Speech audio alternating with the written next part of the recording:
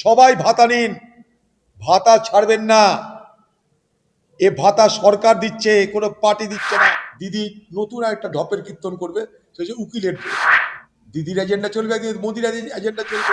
এমন এমন ঘোষণা করেছে মমতা ব্যানার্জি, যেখানে রেলই নাই, বলছে রেল স্টেশনে লুটপাট চলছে, সবুজ জায়গা নাই, খালি জায়গা নাই, সব বেচে দিচ্ছে, ওই বেচে বেচে চলছে। এখনো ভাগ্য বলা আমাদের গঙ্গাটা টিকে আছে, কখনো গঙ্গা ভরাট করে বেচতে লেগে যায়। আমি তো দাবি করেছিলাম বহরমপুর, লালবাগ, জিয়াগঞ্জ, সাগরদির একটা অংশ নিয়ে কর্পোরেশন করা।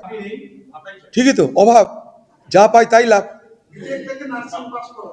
হ্যাঁ বলছি তো, অভাব, চূড়ান্ত অভাব, চূড়ান্ত দারিদ্রতা, চূড়ান্ত বেরোজগারি, চূড়ান্ত বেকারত্বের এগুলো প্রমাণ সব। চূড়ান্ত বেকারত্ব, যে কথাটা আমরা বলছিলাম সেটাই সত্য হলো। সবাই ভাতা নিন, ভাতা ছাড়বেন না। এ ভাতা সরকার দিচ্ছে, কোনো পার্টি দিচ্ছে না।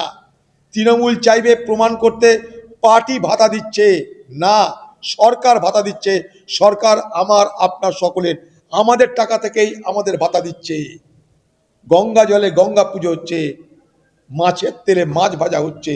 এটা তৃণমূলের টাকা নয়, এটা যেন সকলের মাথায় থাকে। এটা সরকারি টাকা, সরকারি টাকা মানে পাবলিকের টাকা। এ তো নতুন কথা নয়। হিন্দুত্বই তো বিজেপির একমাত্র এজেন্ডা। তো এই এজেন্ডা নিয়ে সারা ভারতবর্ষে ভোট করছে, বাংলাতে ভোট করবে। একদিকে দিদির এজেন্ডা চলবে, একদিকে মোদির এজেন্ডা চলবে। ভাগ করে নাও বাংলাকে হিন্দু আর মুসলমানে, এই তো খেলা হবে। যা হয়ে আসছে গত কয়েক বছর ধরে, এবারেও তার পুনরাবৃত্তি হওয়ার চেষ্টা হবে। তার সঙ্গে মিথ্যা কথা বলা হবে, অপবাদ দেওয়ার আলোচনা হবে, সন্ত্রাসের গল্প হবে, অনেক কিছু হবে। এখন এতো সবে শুরু, এ রথ কত পথ পার হবে দেখুন। দিদি আবার, তোমার দিদি আবার উকিলের ড্রেস পরে নেমে যাবে মনে হয়। এর আগে হুইল চেয়ারে ভোট করেছিল, আমি বলেছিলাম পা ভাঙা নিয়ে দিদি হুইল চেয়ারে বসেনি, দিদি ভোটের জন্য হুইল চেয়ারে বসেছে। যেদিন ভোট শেষ হবে, যেদিন রেজাল্ট বেরিয়ে যাবে, দিদির হুইল চেয়ারে চড়া বন্ধ হয়ে যাবে। আপনারা মনে করে দেখুন, যেদিন ভোটের রেজাল্ট বেরিয়েছে, দিদির হুইল চেয়ার ছেড়ে নেমে গেছে রাস্তা। এবার আমার ধারণা দিদি নতুন একটা ঢপের কীর্তন করবে, সে যে উকিলের ড্রেস। কারণ এসআর জন্য সুপ্রিম কোর্টে তিনি লড়েছেন, এটা তাকে প্রমাণ করার জন্য চেষ্টা করতে হবে। এবার উকিলের একটা ড্রেস তাকে দেখতে পাবে। কি আছে, কিছু নেই তো কি করা যাবে, নেই তো নেই। এখানে কি হয়েছে, যেটা জমি জায়গা বিক্রি হয়ে যাচ্ছে, সব লুটপাট চলছে, সবুজ জায়গা নাই, খালি জায়গা নাই, সব বেচে দিচ্ছে, ওই বেচে বেচে চলছে। এখনো ভাগ্য বলা আমাদের গঙ্গাটা টিকে আছে, কখনো গঙ্গা ভরাট করে বেচতে লেগে যায়। হ্যাঁ নিশ্চয়ই বঞ্চনা, চূড়ান্ত বঞ্চনা। আমি তো দাবি করেছিলাম বহরমপুর, লালবাগ, জিয়াগঞ্জ, সাগরদির একটা অংশ নিয়ে কর্পোরেশন করা। আরামসে কর্পোরেশন করা যায়, যে হারে জনসংখ্যা বাড়ছে, মানুষের যা দাবি বাড়ছে, পরিকাঠামোর যা প্রয়োজন, তাতে এই মুহূর্তে বহরমপুর কর্পোরেশন করা দরকার।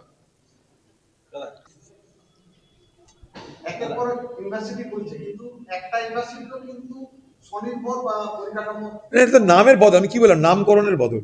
মুর্শিদাবাদ জেলার মানুষের হুকে পড়ে নামকরণ বদল করেছে, আর কিছু করে কি হবে? সেই একই বিল্ডিং, একই কাঠ, একই টেবিল, একই চেয়ার, নাম বদলে দিয়েছে।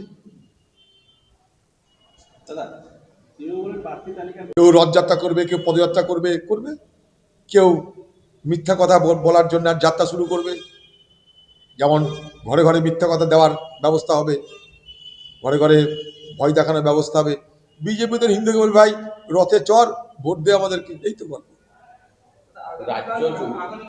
রবিবার কমিশন দিতে চলেছিল কলকাতায়, রাজ্যের পদক্ষেপ নেওয়ার আগেই সেই 7 জন এআরওকে সাসপেন্ড করেছে।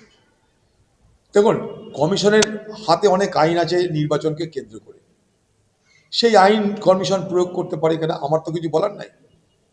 আমরা কি চাই, রাজ্য এবং নির্বাচন কমিশন উভয়ে মানুষের কথা ভেবে, ভোটারদের কথা ভেবে তাদেরকে সহযোগিতা করার রাস্তা প্রশস্ত করুক। নির্বাচন কমিশন কোনো অসৎ উদ্দেশ্য নিয়ে কিছু যদি করতে যায়, রাজ্যের উচিত সে অসৎ উদ্দেশ্যকে খর্ব করে দেওয়া। কিন্তু আমরা দেখতে পাচ্ছি এখানটায় যে কেন্দ্র, এই নির্বাচন কমিশন এবং রাজ্য উভয় মিলে তাদের যে সংকীর্ণ মানসিকতা দ্বারা পরিচালিত হচ্ছে, তাতে মানুষের আরও ঝঞ্ঝাট বাড়ছে, মানুষের সমস্যা বাড়ছে।